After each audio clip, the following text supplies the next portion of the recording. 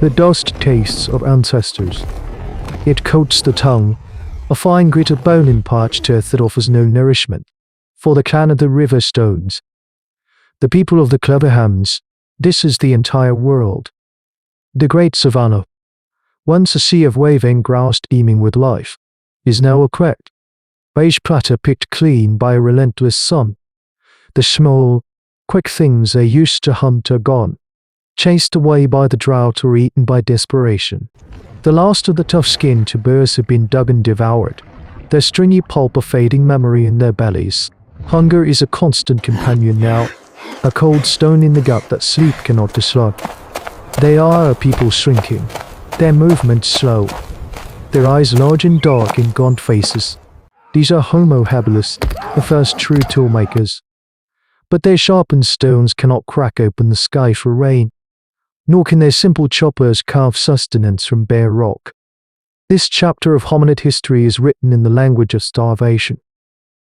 Their prison is defined not by rock, but by water. To the west flows the great river, wide and brown and deceptively slow. On its far bank, visible as a taunting green smear, is a world of life, lush and steaming, where the rains still fall and the scent of damp earth promises fruit, game, and salvation. But the river is a border they cannot cross. It is a hunting ground. Its god is an ancient, patient evil. They see it sometimes, a drifting log of immense size, half submerged in silence, its ridged back crusted with algae on time. But it is no log, a thirsty galley mimus, stepping delicately to the water's edge, vanishes in an explosion of spray and snapping jaws, its panic chirp silenced in a heartbeat. The clan, watching from the scant shade of a skeletal acacia tree, flinches as one, the river god, the colossal Sarcosuchus, house fig. It is the guardian of their cage, the final word in their extinction. The study of paleontology in some distant future would give it a name. To them, it is simply the gnashing jaw. Old hand, whose knuckles are swollen knobs of bone and whose eyes hold the memory of lusher seasons, sits apart from the others. He watches his clan, his family, waste away. He sees the children, too weak to play, listlessly scratching patterns in the dust. He sees the hunters, their shoulders slumped in defeat after another fruitless search. The choice is a silent one, screamed by every empty stomach, starved to death on this barren land, or be torn to pieces in the bloody water. It is not a choice at all, but a death sentence with two different endings. Yet, Old Hand watches the horizon, not the river. His gaze follows the slow, rhythmic movement of a distant herd, a living river of mottled green and brown flesh moving south. The thunderthroats, the Parasaurolophus, are on their great seasonal migration. They, high dubbing tools, too, will have to face the river. An idea, thin and fragile as a dry leaf, begins to stir in the deep, quiet parts of his mind. It is a spark of madness, an impossible plan born of absolute despair. It is the seed of a tool not yet made, for a one not yet fought. The sound comes first, a low, resonant from that vibrates through the soles of their feet. It is the sound of the thunderthroats, the great herd of Parasaurolophus, a symphony of deep, mournful calls broadcast from the elegant, hollow crests atop their skulls. The ground shudders with the weight of 1,000 moving bodies. Old Hand gets to his feet, his joints cracking like dried twigs. He points with a long, bony finger, and the rest of the river stones follow his gaze. It is a river of life flowing across the dead land, a moving wall of pebbled skin and powerful muscle.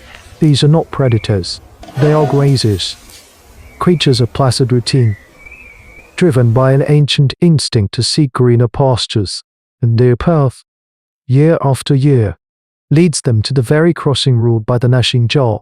This is the core of Old Hand's clan, where one animal crossing is a meal, 1,000 is a flood, a living, panicked, unstoppable breach.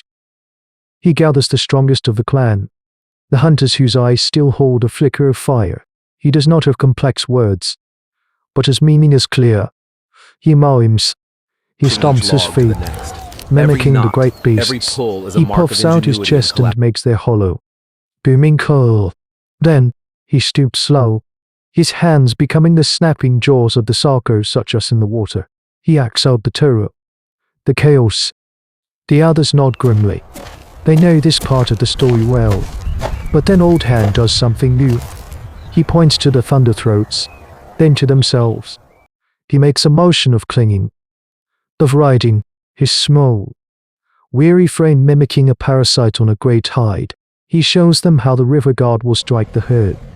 But how they, his small, gentle ones, will be lost in the maelstrom, shielded by the sheer volume of flesh.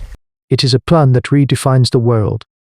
It proposes using one monster as a shield against another. To these ancient humans, it is like suggesting they could ride the clouds. Fear wars with desperation on their faces. But then, Old Hand takes a sharp stone and carves in the dust. He draws the river. On their side, a stick figure with a swollen, empty belly. On the other, the dense trees of the far bank. He looks into each of their eyes, then points to the thunder throats, then to the green paradise. With a gesture as old as the sun, a sweep of his arm across the dusty line, he invites them to cross from a certain, slow death to a slim chance of life. The choice is made in the silence. They begin to work. This is the birth of a new kind of primitive technology, born not of hunting, but of passage. They scavenge the skeleton of a long-dead ankylosaurus. Its bony plates too thick to be of use, but its femur is a perfect club. They find the remains of a triceratops gill, a feast for some forgotten carnivore. Its horns and the sharp shards of its frill become the basis for their new osteodontoceratic arsenal. Tools made of bone, tooth, and horn. They braid tough river vines into ropes, tying sharp bone fragments to one end. These are not spears for killing, but prods and grapples, tools to steer a beast and to cling to its thick hide. For days they labor, the clacking of stone on bone the only sound in their camp. A feverish industry driven by the approaching thunder of the herd. They are no longer just the river stones. They are becoming the first naval commandos of a prehistoric world. The air grows still.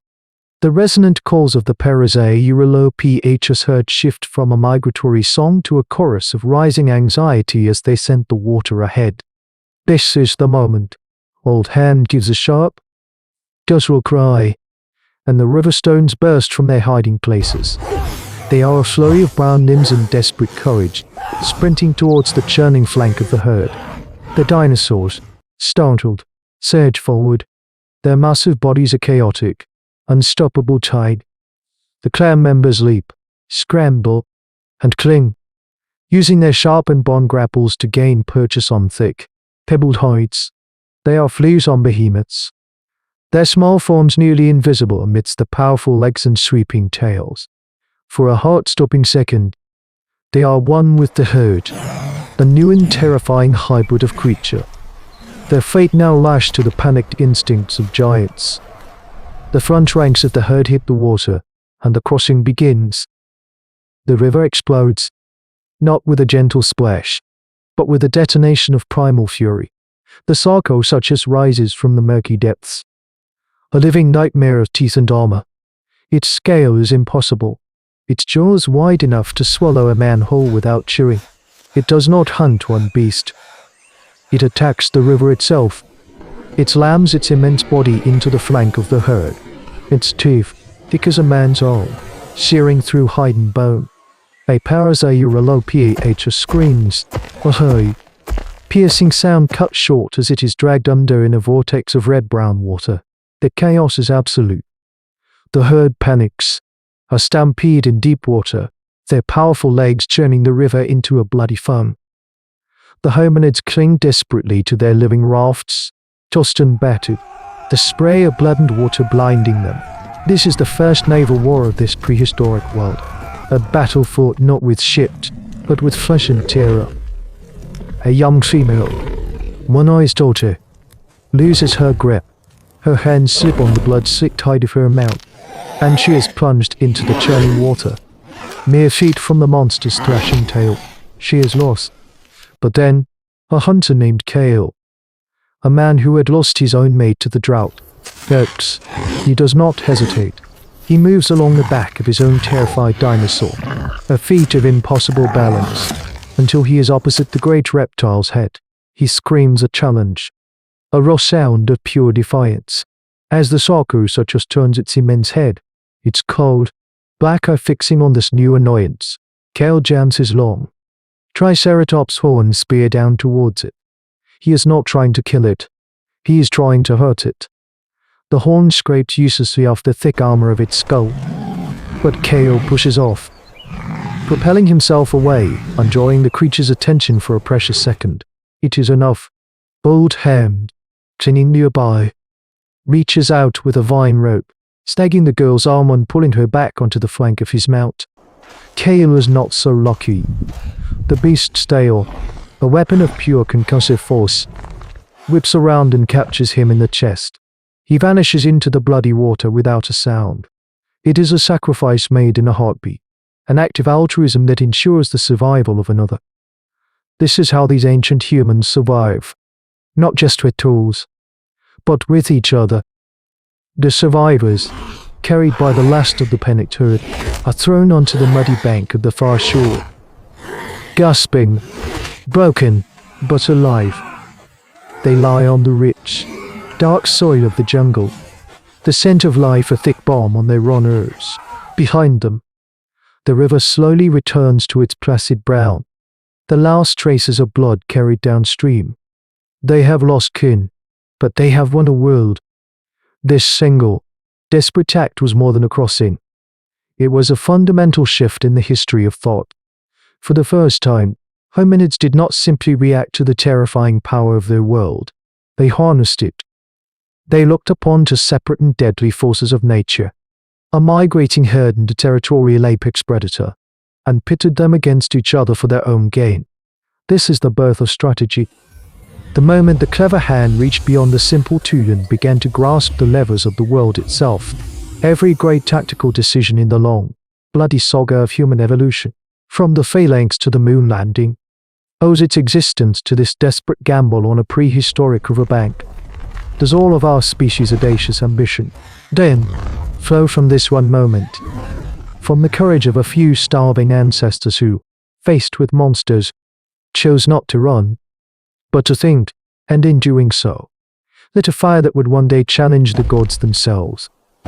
This is the Chronicle of the Dawn, a testament written not in ink, but in blood, bone, and the defiant will to see the next sunrise. But in the deep canopy, the silence narrows eyes.